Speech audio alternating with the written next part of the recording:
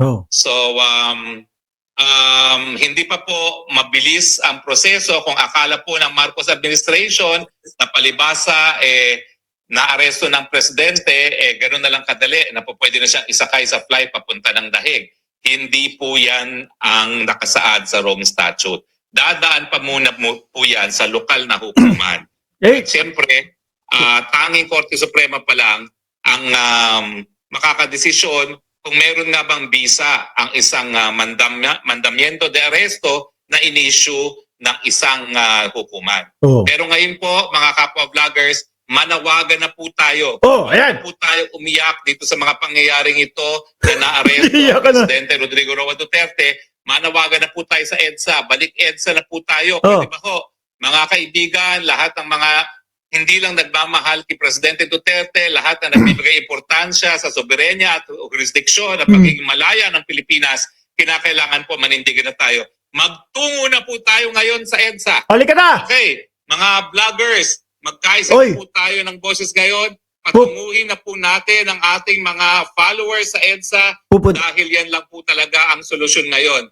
Oh. Handa naman po ang mga legal na remedyo dyan. Pero bukod sa legal na remedyo, bilang isang demokratikong bansa, may karapatan po tayong iparating ang ating saloobin dito sa pangyayari na inaresto na nila ang dating Presidente Rodrigo Roa Duterte. General Torre, pupunta si Roque sa EDSA. Balik EDSA po tayo ngayon.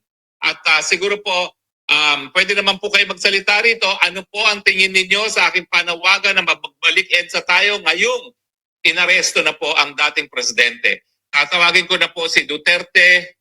Ayan. Muna. Isa-isa yung mga vlogger nila. Duterte Kulong ang kanyang ang pangalan.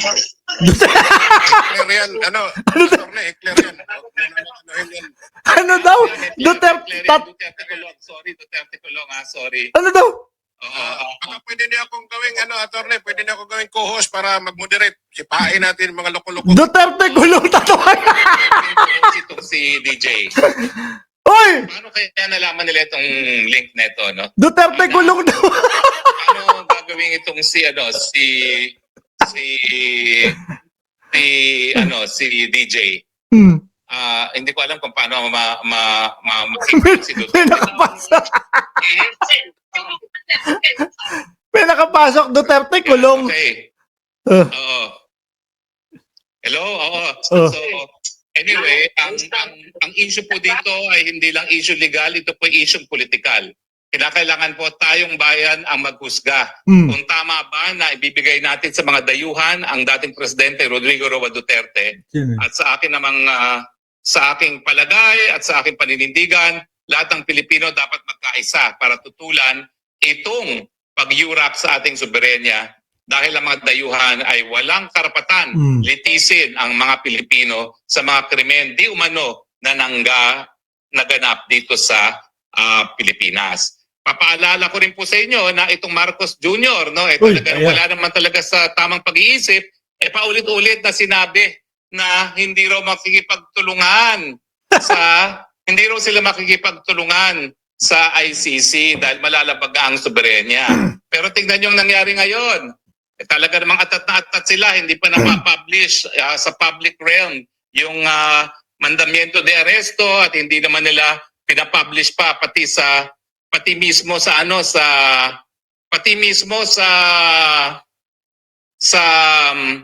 ay ngayon po pumasok na po si Madam Maharlika. Ayan. Magbati ka muna. Galit Salamat to. naman. Ang balita nga po, inaresto na ang dating Presidente Rodrigo Roa Duterte. Si Maharlika na. Ngayon po ay siya ay dinala sa Maharlika Hall ng Villamor Air Base. Maharlika Bohol pala. Paano ba natin ma-unmute si Maharlika ngayon? Ayan. Galit to. Magmumura to. Ana?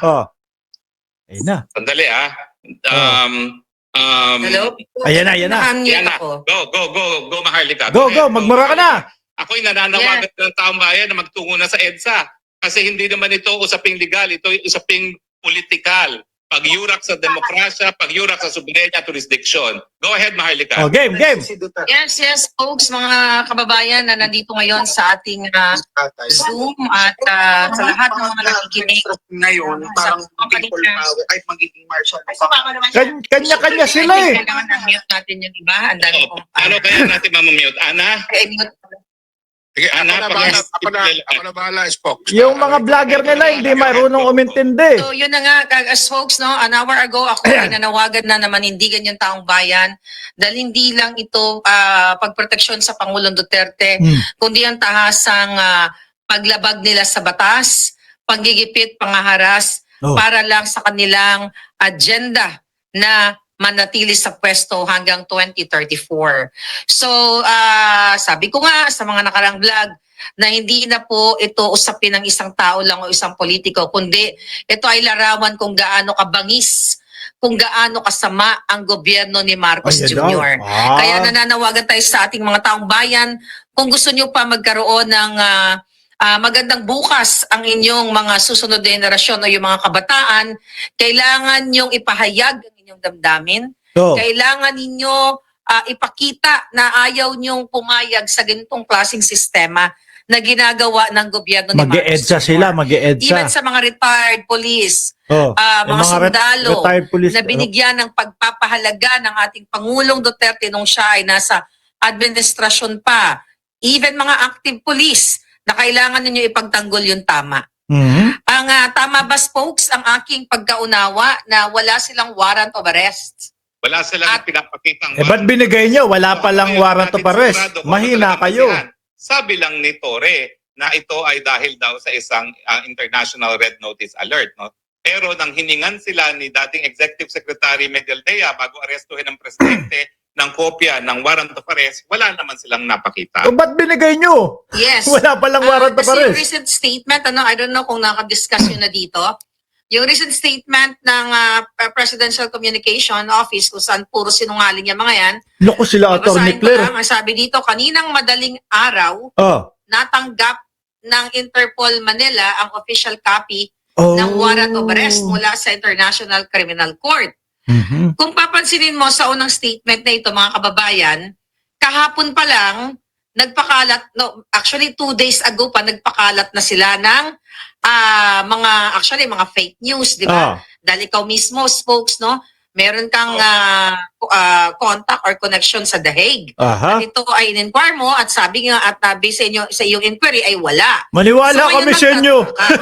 2 days ago, ay nagsasabi sila na merong warrant of arrest. Tapos dito sa pangaunang statement nila ngayon, dumating daw ang copy ng warrant of arrest. Di ba? Madaling araw. Posible ba yon? May office, I don't know ano ang time difference, ano? Madaling araw sa Pilipinas. Sa Pilipinas. So gusto kong malaman sa iyo bilang isang abogado sa testamento nilang ito, sa statement na ito, ano ang